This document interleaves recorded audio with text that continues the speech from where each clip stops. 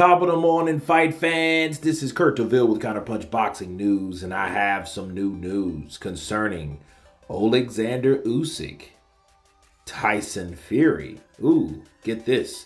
According to promoter of Alexander Usyk, Alex Usyk, he had this to say about a possible showdown against Tyson Fury. Alexander Usyk's promoter confident, despite complicated talks with Tyson Fury for Saudi Arabia mega event featuring Anthony Joshua versus Deontay Wilder.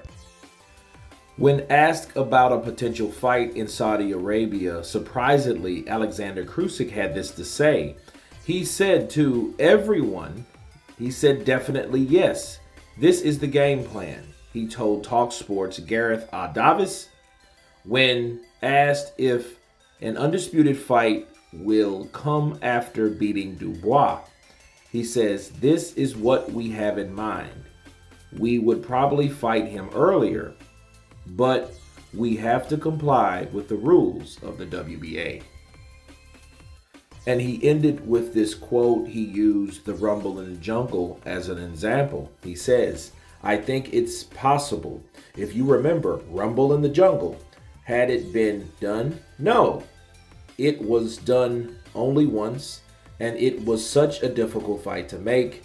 Rescheduling, getting money, and in a country like Congo, at the time, it was Zaire. That was almost impossible, but it took place, and it stays written in golden letters in the history of boxing. And let me counterpunch. I think Alex Usyk decided maybe they're taking a break from the Tyson negotiations because they knew they had to comply with the WBA to get the Daniel Dubois mandatory out of the way. That may have been their thought process. If it wasn't, it meant that Alexander Usyk just got frustrated with the whole ordeal. And according to Alex Usyk, he said that they will be the most cooperative and they won't have any problems from their side. It will only be Tyson Fury's side. Well, let me counterpunch. I hope, if that's the case, if Alexander Usyk did say, you know what, screw Tyson, I'm not going to bend over, I'm not going to do this with Tyson.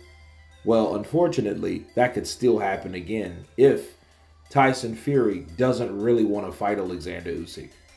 And the sad thing about this is, I never thought it was Alexander Usyk or his team or his side whatsoever. I always believed that Tyson Fury didn't want this fight. That's why, thus, never prepared for the fight when he said that he was preparing for the fight.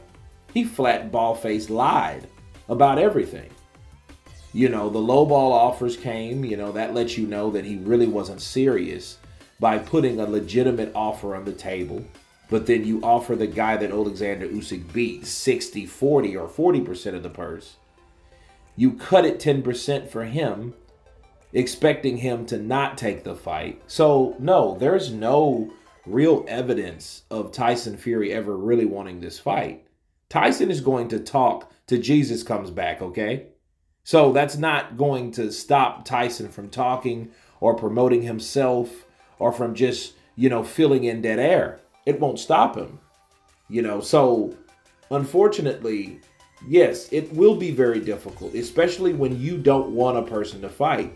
My suggestion would be, if you're going to, after the Dubois fight, given he beats Dubois, which a lot of people expect him to do, if he does continue negotiations with Tyson Fury, he has to keep in mind to follow it all the way through, because I believe with the mind games of Tyson Fury, it's not only to make you upset, but it is also to make you retreat.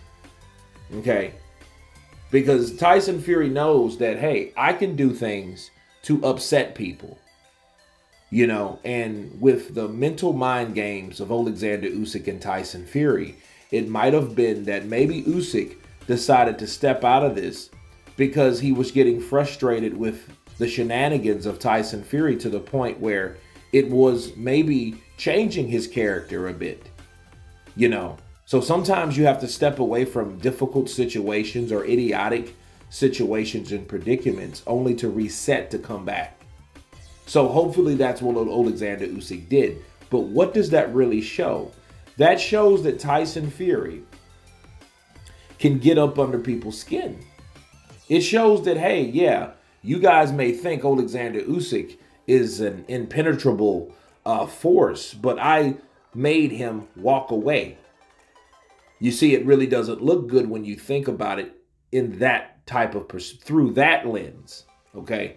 And maybe, just maybe, those guys are still confident that it's happening. That's also a good thing, because when you do leave something and you come back, it shows that, well, hey, you're durable. It shows that a lot of times people don't even really want to revisit situations, especially in the same calendar year. You know, take, for example, Deontay Wilder and Anthony Joshua in 2018. Okay, 2018, Fragile Wilder was talking like a woman. You know, oh, you ever been lied to, how we was just lied to, you know what, I can't stand this. And then they were talking as though they were so upset that things didn't go their way, or talks fell through, to the fact that they didn't even want to fathom the idea of going back into renegotiations for Undisputed. So this is good. It shows the durability of Alexander Usyk's team, and it also shows that they're still optimistic about wanting the fight, despite my skepticism for Tyson Fury not wanting it at all. He may want it later for more money. That may be the case, because he's not a Spartan. He's a businessman.